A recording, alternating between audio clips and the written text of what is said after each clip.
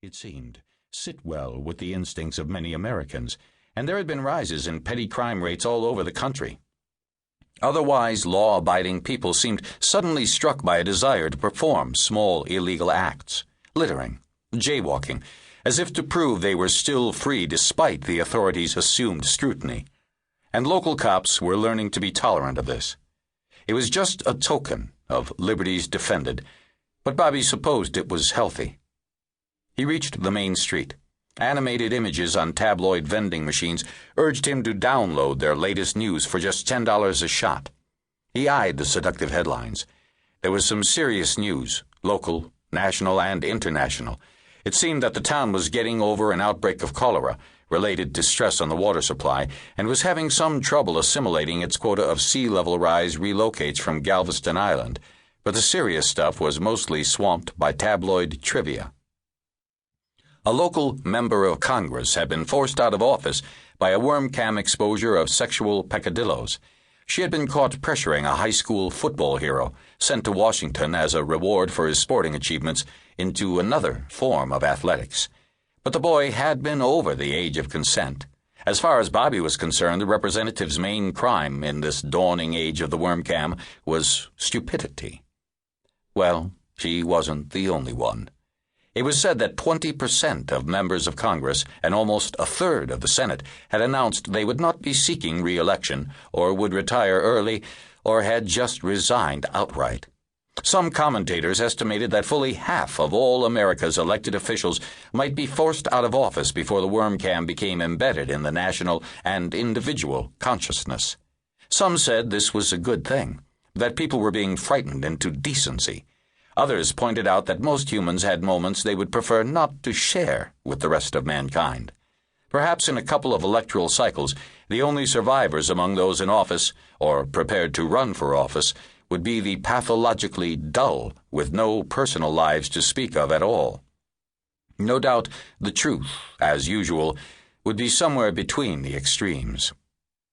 There was still some coverage of last week's big story, the attempt by unscrupulous White House aides to discredit a potential opponent of President Juarez at the next election campaign. They had worm-cammed him sitting on the john with his trousers down his ankles, picking his nose and extracting fluff from his navel. But this had rebounded on the voyeurs and had done no damage to Governor Beauchamp at all. After all, everybody had to use the john, and probably nobody, no matter how obscure, did so now without wondering if there was a worm cam viewpoint looking down, or worse, up at her. Even Bobby had taken to using the lavatory in the dark. It wasn't easy, even with the new, easy-use, touch-textured plumbing that was rapidly becoming commonplace, and he sometimes wondered if there was anybody in the developed world who still had sex with the lights on. He doubted that even the supermarket tabloid vendors would persist with such paparazzi exposure as the shock value wore off. It was telling that these images, which would have been shockingly revealing just a few months ago, now blared multicolored in the middle of the afternoon from stands in the main street of this Mormon community, unregarded by almost everyone, young and old, children and churchgoers alike. It seemed to Bobby that the worm cam was forcing the human race to shed a few taboos, to grow up a little. He walked on. The Mays' home was easy to find.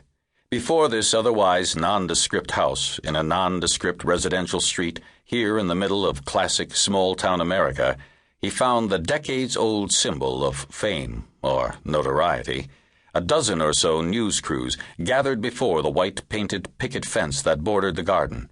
Instant access worm cam technology or not, it was going to take a long time before the news-watching public was weaned off the interpretive presence of a reporter interposing herself before some breaking news story. Bobby's arrival, of course, was a news event in itself.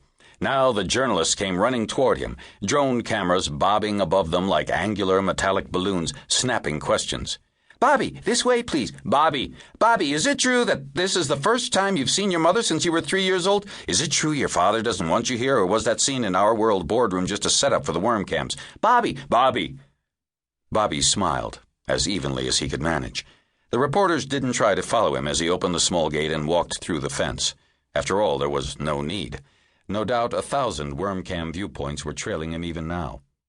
He knew there was no point asking for respect for his privacy.